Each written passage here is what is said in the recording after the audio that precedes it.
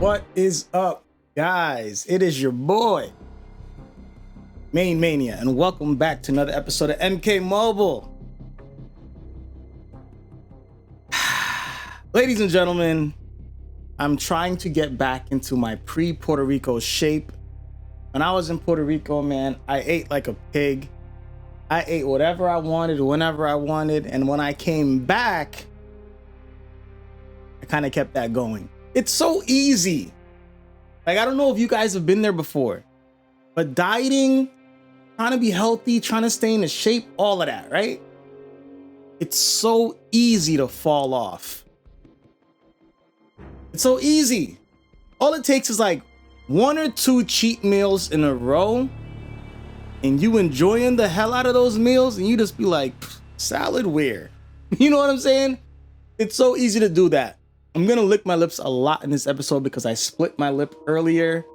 I was waiting for my food. I went to a restaurant for my lunch break, which is usually when I do my editing, but I need to be enjoying my lunches, man. I need to be eating lunch and enjoying lunch. I can't be editing during my lunch breaks all the time. I needed to get my lunches back. And so I went to go get some food on my lunch break. And I went to a falafel place and I wanted the lamb shawarma, nice and medium, but they pre-shave, you know, they pre-shave the lamb and then it just sits there and overcooks to like well done. And I didn't want it like that. I had to wait for them to like cook it. And I'm like, yo, this is my lunch break. I only get so much time. I'm wasting my lunch break. And they gave me all types of stuff to try. They were like, oh, try this hummus, try these pita chips. When I went to try the pita chips, they dried up my lips so bad that when the lady said something and I smiled, my lip just cracked, and it's been killing me all day. Having a split lip and paper cuts are just like the most annoying things ever. But here I am trying to work through it for you guys. So don't mind me if I lick my lips a lot. All right, anyways, we're at the top of the Elderwind Tower, first run. I really have to think about what I'm gonna do with this team. I know Taken was asking me in Discord what team I've been running through the tower, but the second most annoying character in the game is N, this boss fight, and I don't want to deal with his shit. So we're bringing in Classic Rain over Classic Liu Kang because I would love to get IJ2 to do as much damage to stupid Fujin before he gets the chance to do his stupid Hurricane Poppycock nonsense.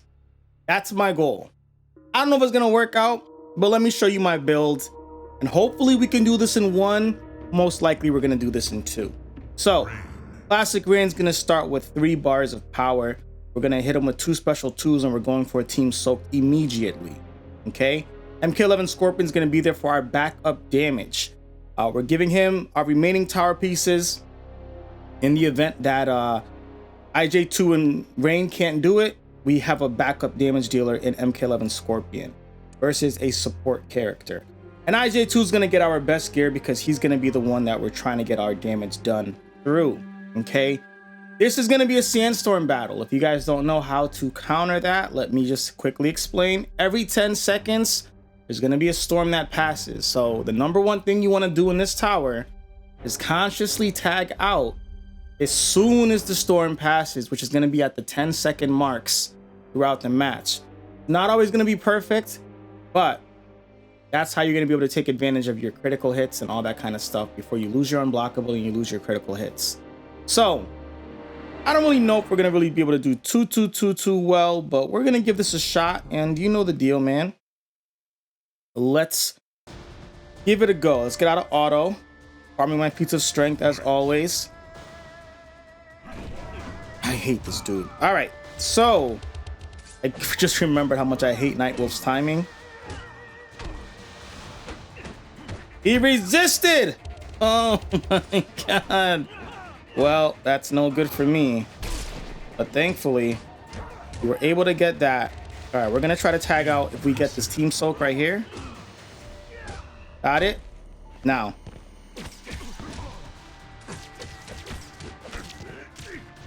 We have 4 seconds left.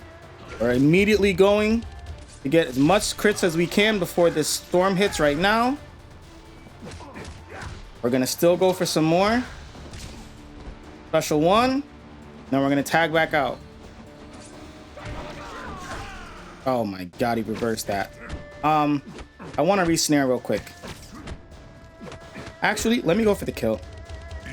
Might as well. Let me go for the guaranteed kill, and we'll get out. Oh, ho, ho, ho, ho, ho. Saying you a little low, my guy. You're a little low. Fujin. Oh god, no. Jesus, please, no, no, no. I'm gonna go Scorpion real quick. Oh, stole my stuff. All right, we're gonna do this. We're going back to whatchamacallit. I just wanted to buy some time real quick. All right, let's try to get back in the cycle. We just want to cause soaked. We don't need the team soaked. Oh well. And hopefully this will be the kill right here.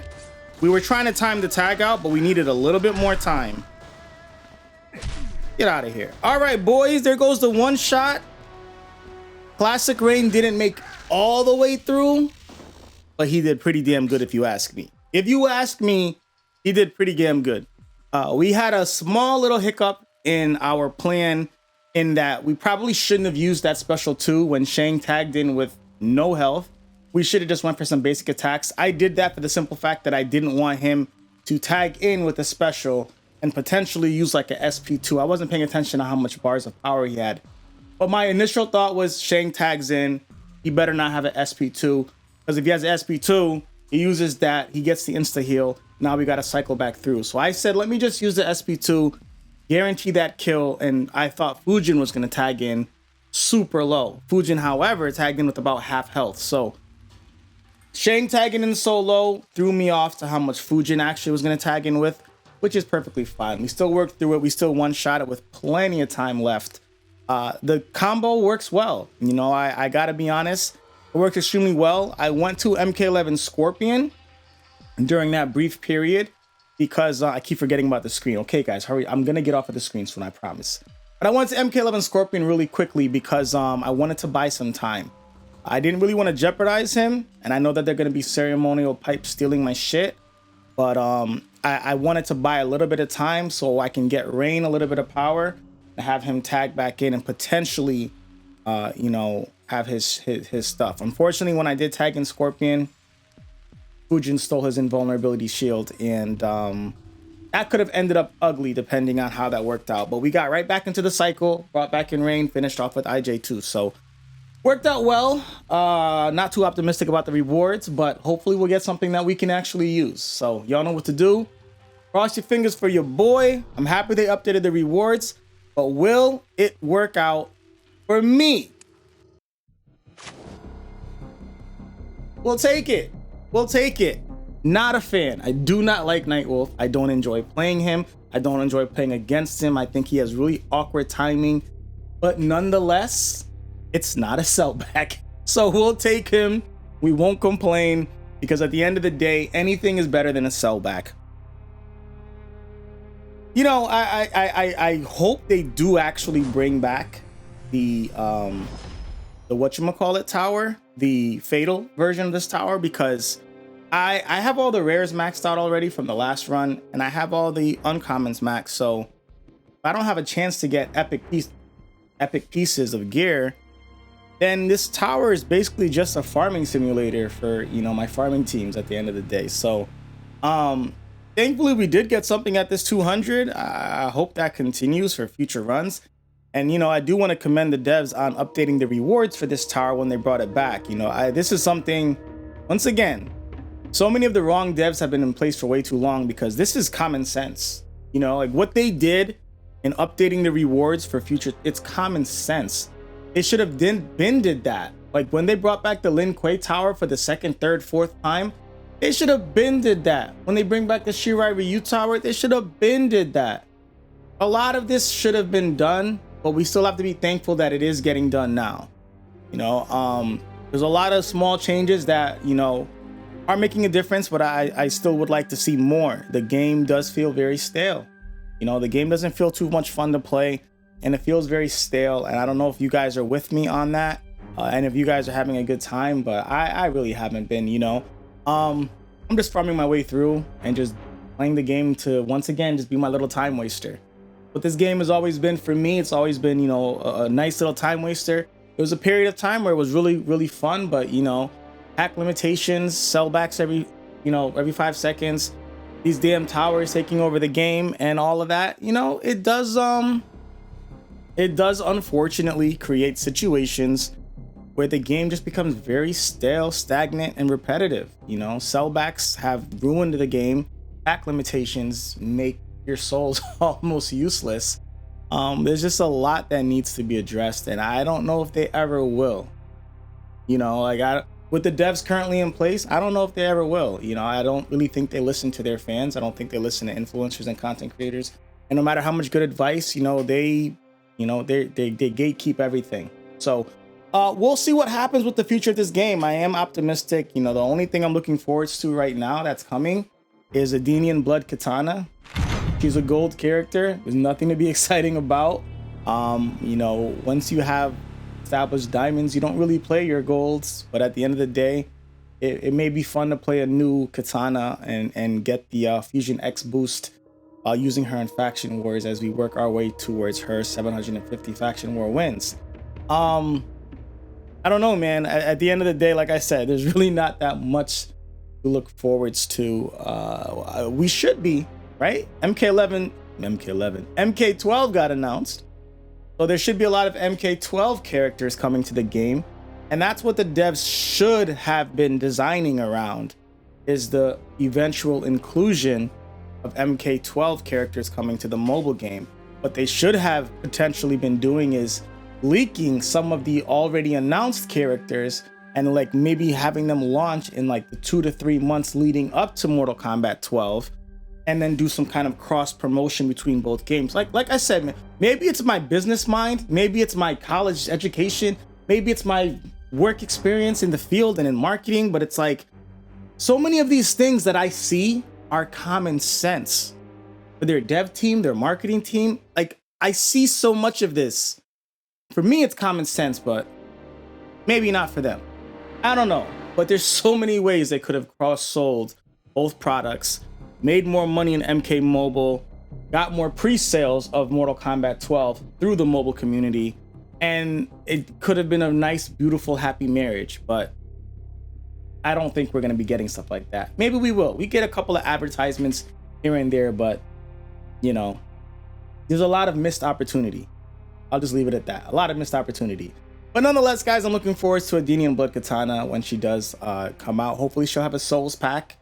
And when she does, we'll do our best to get where we can with her, with the guaranteed 20 pack limitation that her Soul pack will obviously have. So we'll see where we can get with that. We still have a lot of the newer goals of like Fusion 0, 1, and 2. So it'll probably be years before we see, you know, a true opportunity to max her out and max out some of the characters you want. And that's just the way this game is now, man. You know, that's just the way this game is now. You kind of just have to accept that this is not the old MK Mobile, and the devs that were originally in place and knew how to design and create fun and create excitement, that's not the strategy in game design they're employing right now. So we'll see what happens, man. We'll see what happens. Y'all know the deal, man. If you enjoyed today's episode, leave a like. If you want to show extra love, you got the join button, you got the thanks button. Subscribe if you're new,